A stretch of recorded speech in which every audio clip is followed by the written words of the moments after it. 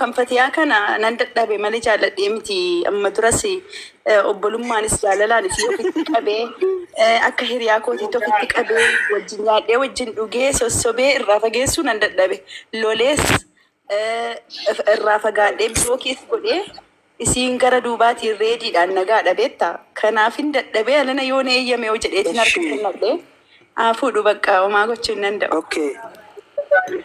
Gara tom reefu bargaafii ta'e irratti maal argatte ammaan dawwalee bilbil jarri wal quba qabaa ifuma gartee maqaa hin balleessin itti gifti ta'u dafii harka itti kanadhu fatihaa fi reediin wajji jiranii uumaa godhuu dandeessu itti lamaan obboleejanii harka kanadhuuti yeroo itti nyaata gootu isiin mana daleeddu yeroo isiin nyaata gootu ati mana daleeddaa fi hojiin mana keetaalleen isiin irraa xiqqaatti hirribnilleen isiin irraa xiqqaateetini galee gagabbattanii jiraattan waan taataniif wal jabeeffadha please.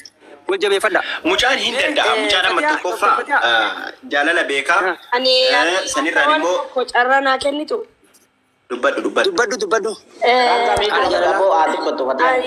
Yoo reediin fi ani siiduna mana tokko keessatti reediin wajjin budee rakkoodha maaliif yoo inni jarri kilaasii ciisan dhaqeen itti tuma kanaafu qobaa jiraanna taraan guyyaa lama isii bira guyyaa lama ana bira. Mana qobaa barbaadda jechaadha. Ani qobaan barbaada. Mabruk naan jedha ijoollee asirratti mabruk jedha. Mabruk naan jedha. Congratulations Jani. Congrats jedha. Okay, hayyara koppilinkii godhame Oromoo hundi keessan koppilinkii godhame. Koppilinkii godha hundi keessan dhageeffadhu. Fatihaa seenna rakkoon qabu si Kaayiroo Iskendariyaa keessa si hagalchu siiduna ammoo si galee magaalaa Kaayiroo guddittii keessa si hagalchu garagara kophaa isin abbiin walitti isin urgeessu isin lachuu walitti isin urgeessu miskiitittiin teenna si galee ufii jaalattee ufii si galee gara laaftee harka kennattee. Abdi ati keessan shekkeedatiin abdi siraataan haasa'e itti yoon jedhamu jiru. Ati rakkoo qabdaatti seeraan gaafa reebuun taate suduunaa sodaatteeti harka kannatte ati waraanan taatu barate hattuudha. Shekkeedatiin ajeeli haasa'e yoo haasofte. Ajaa'iba nama sodaatin. Garaana nyaatte Garaa agartee siduunan dhandhamte agarte mi'a reedii siduunan yoo dhugaa dubbanne jechuudha. Fatiyaan akkana badee dheebottutuun yeroo dhiyoo keessa dhandhamuu qabdi. Dhamdhamuu qabdi. Amma isin dhokkottee dheebuu isin namni tokko as jentanii nama arrabsitanii ijoolleen mooditaraa muut godha. Nama tokko as ijoollee Fatihaa fi siduuna arrabsu yoo gartan ijoolleen mooditaraa muut godha. Yoo lama siduuna galatoomii beektaa wanni irraa dubbachaa jirru nuti beektaa wallahi billahi hedduu isin jaalanna hedduu isin kabanya yeroo isin gartee suuraa magaalaa keessa gabbaatanii jechuudha akkasii jechuudha daa'imandii walii bittanii wajji taphattan kana hedduu nama isin gadduu jira nama isin gammadu jira dhageeffadha arraba namaatiif illee bakka kaatinaadha faaruu namaatiif illee hin jaalatinaadha warri nama hedduu garree ji'a sadiif dura afur dura nama isin faarsee jechuudha amma isin arrabsu jiru jechuudha isin galee warra dhugaatii fi warra sobaa adda baafadha isin galeemi fakkeessituudha warra tiktook irraa kun bakka dhugaan deeggaru bakka sobaa deeggaran arra beekaa nabirri jirti jedhe si faarseeti booda galchi nama dhaqee si arrabsa si galeemi adda baafadhu suutaa nama si arrabsanillee ittillee inaarini namni duraanuu nama gartee caale nama uffatee irraa bareedu nama gartee jaalala dhugaa walii qabu ittiin haafaa si galtee addunyaa marrattu ittiin haafaa abshir qaalii teenya umrii waliin dheeradhaadhaa caalaa siiduunaaf ergaa xiqqishoo wayii qaba siiduunaaf jechuudha ergaa xiqqishoo wayii siiduunaa dhiifa manaa godhi an dhugaa himuudhaaf baay'ee tokko natti tolee viidiyoo sana arginaaniin alaatuulii kunoo caalaa kana bilbilee maalinni wanni akkanaa jedhe hin jira garuu wanni akkanaa oromoowwan akkanaa hin beeyti jedhe siiduunaa fi reetirraa yoo dhufi malee dhugaa rabbi jechuudha siiduunaas yoo ati akkanatti galabatamtee jechuudha akka aktara hindiitii fi wannoo kanitti jechuudha maashaa allaa jedhe ani immoo bakka kazaan amma wanni guddaan ani siidhaan maa inni beeyta miskiina akka Dr. Fatihaa tanniin wannoo keessa galcha gatii keessa galcha gaafa akkasii roomantikii gootan warra singilii kanatu miidhama dhugaa dubbachuudha isaan saniinifis yaada isin amma kuttanii jirtan naqqaatanii jirtan warra naqqa'e keessaa isin sadarkaa tokkoffaarraa argamtan. Kan akka Fatihaa kana bari kan akka Fatihaa kana jaalala kana waa'ee jaalalaa kana mi'aa jaalalaa miira jaalalaa itti uumuudhaaf iyyuu tokko viidiyoo gaggabaabduu kan jaalala ibsu kana gadhiisna malee nuti namallee naafsisu yookaan immoo ammallee namaa qaqqabsiisu miti. Garuu namnoonni of dagatan hedduutu jiru yaadatu achi kaanii bakka jaalala kanatti miira jaalalaa itti uumama sanboodallee eerumallee jaarsa soqachuullee eegalu beektaa sanumaa fi miira jaalalaa itti uumu. La jeesu duna. Maali sabboona? Sabboona dubbadhu. Dhageeffat namni jaalalaan addunyaa irratti sadarkaa qabate Fatihaadha. Doktor Fatihaadha. Wallahi. Itti aantee. Dhageeffat namni jaalalaan addunyaa irratti warra kaayirootiin warra addunyaa kana guutuu jaalala barsiisee jaalalaaf wareegama guddaa kafalee guddaa naadumuu fi qabu. Samana kana beektaa nama haka hin qabne haka kananiiti waan ijaani amma Doktor Fatihaani addunyaa irraa sadarkaa tokko irratti argamti akka Oromootti maaliif nama jaalalaaf aarsaa kafalee siidaan akka gootota xonnee teenya keessa seefte isin ammoo maal baddeemneedha nama akkasii jaalala biyya kudhaaf abduun seen tokkollee ni hin dide sii galtee abduun seen tokkollee ni hin dide nama akkasii jaalala biyya kudhaaf walla nama jaalala isii wajjin sudunaa teenya wayin si gaafadamee akka dubbatu akka carraate har'a wal arganne akkuma shamarran jaarsa hamilee jaarsa horachuu yookaan heeruma barbaadaniifu gorsa babbareedaa ati qabdu tokko jira beektaa yeroo takka barumsa keessan gaarii galte yeroo mootiin teessan hedduu nama fayyada beektaa. Ina keessa jaalatu duna doktorummaa fudhatte walaa dirquma isin doktorummaa kan nufi qabna. Kanaaf mee shamarran keenya kami akkamitti jaalta kan hojii danda'an akkamitti kanatti reedii kana boojite giiftii to'atte. Lola addunyaa sadaffaa asirra gaggeessaa turre miidiyaan wal guutuun. Wallahi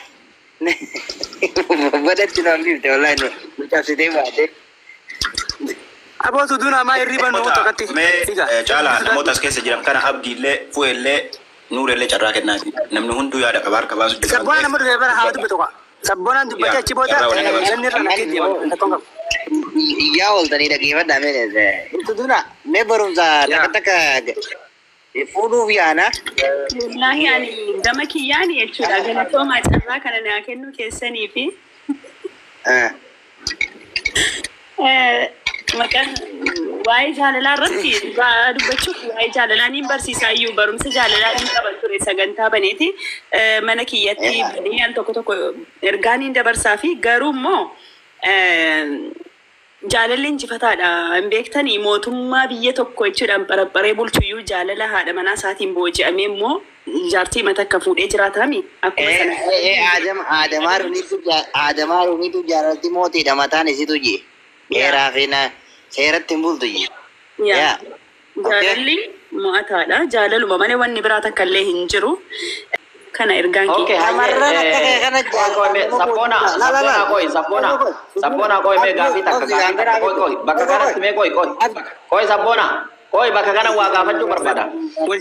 Siidunaa jenna ani bakka ammaati jaalala barsiisuu hedaa mana baneetu kanatti gaafii takkan si dhiyeessuu barbaade. Dhugaa keetii Oromoon jaalalan beektu jaalala kana sii galee akka ati mana bantee shamarran keenya kana barsiiftu barbaada. Maaliif yeroo tokko ati jidduu tokko mana bantee jaalala barsiisaa turte jaalala ati barsiisuu jalqabdeen nan uummanni gabbaa'ee ashmuuriin nututtee nurraa dhoorga maarro waan akkasii sin dhagaye. Jaalala tante nu barsiise. Wallahi dhuguma.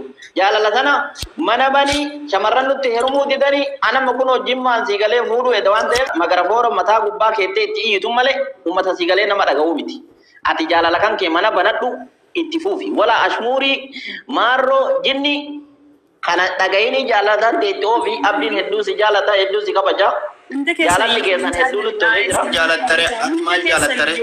Wallahi hunda keessa obbolaa kiyya sinin jaalladha sinin kabajaa warra na arrabsaa ture naqeeqaa ture hunda marayyuu nin jaalladha nin kabaja akka namummaatti maaliif jibbaan hin jiru namni kun nan beeku isan beeku hunda jaraatu jechuudha warruma amma durayyuu naqeeqaa turan garummoo ajanduma miidiyaa kanan beektaniimi bakkuma gabaan ho'ite kana namni hin jaallata sanumaa fi hammeenya tokko siniif hin qabu hundumti keessaniyyuu rakkoon qabu.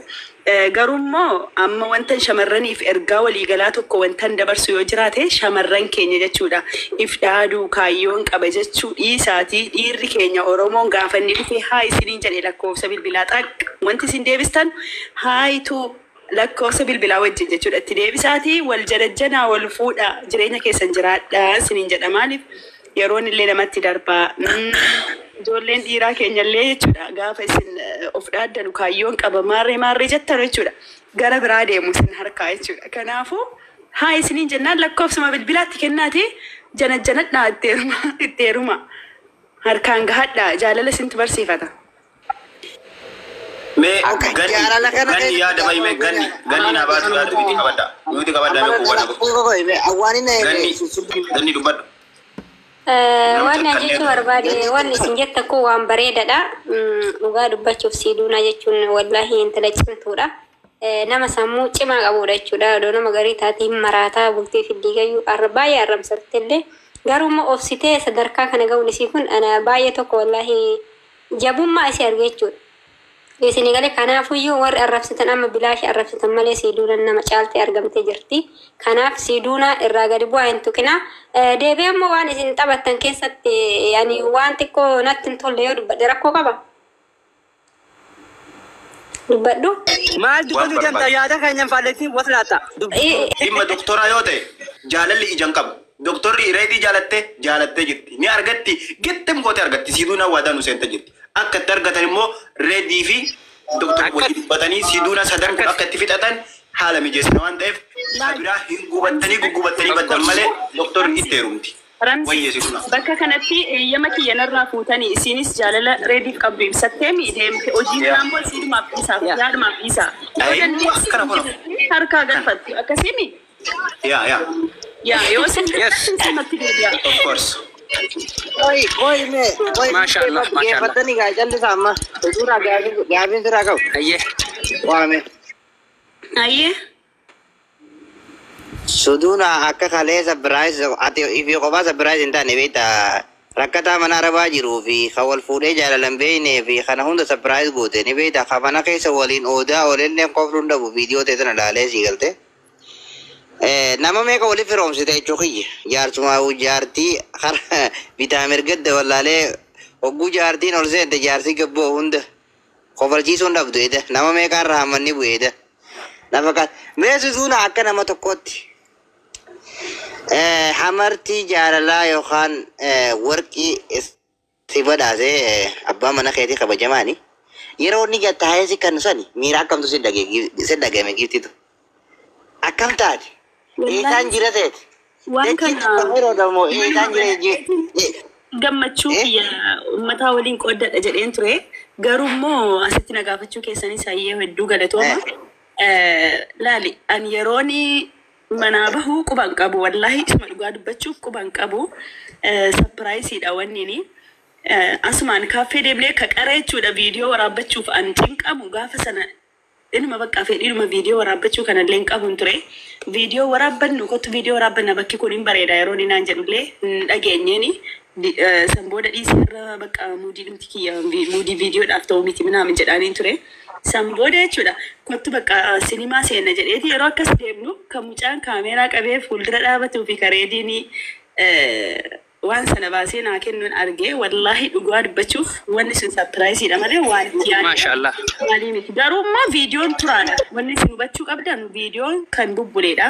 Akkas baatii lama akkasiin ta'a. Hinga hin poosatne malee jechuudha. Hin poosatne yeroodhuma eeggatee amma xiqqoosii viidiyoo waan hin poosatadhu isin qabu jedheetuman baayinaaliin kiyyas gadi bu'eera kanumaan ol kaafadhe hin poosate malee waan baatii lama duraati. Wanni kun viidiyoon waraabaa. Namatti hin dhiisu beektaa jaalalli hedduu kanayyuu yooma jaalalaa kana poosatachuu sitti hin dhiisanii yoo kaatee ammas wal jala waan takka gagadhiiste argiteetta gaafa baalantaayinii hedduu qeeqamaa turre namni akka itti wal jaalatullee hin qabu miidiyaa kanarratti beektaa. Sanumaa fi qoy haa turu yeroo biraa gadhiifannaa turree qabbanoofnaa qilleensi jennee dhiisne amma gadhiisne mana waan turedha siin jechuu barbaadeetiin naa miirri gaafa sanaa garuu miira addaa ture. Baay'ee tokko nama gammachiisa. Wasitti yaadin kennaan tokko abaaboo maan ta'in waraqaa adii maan ta'in namni kennaadha jedhee gaafa wasitti yaadin sapiraayis godhu hedduu tokko gammadda. Sanuu nama jaallatturra. shamarri yoo jaarsi akkanatti surprise godhu yaani onneen siitun timaantimi khalaas duute jechuudha jaalalaan isaa. Yes, wallahi hedduu tokko nama gammachiisa wallahi kennaa bar kennaa maaf jedhan. Dhageeffadhu tuduna wallahi dhageeffadhu shamarranii miti anaa caalaa horoo kana gartee viidiyoo teetan argatin wallahi fuudhaan fedhe wallahi billahi kan hin duraan fuudhata akka yaadin yoo haqa naa hirbate kan anu akkana shamarran duraan gartee wanna jirtu faan akka maaltu dhagahame era dhabbaddaati laalame fuudhaan fedhe wallahi billahi fuudhaan fedhe kan hin fuudha duraan yaadin beene jechuudha.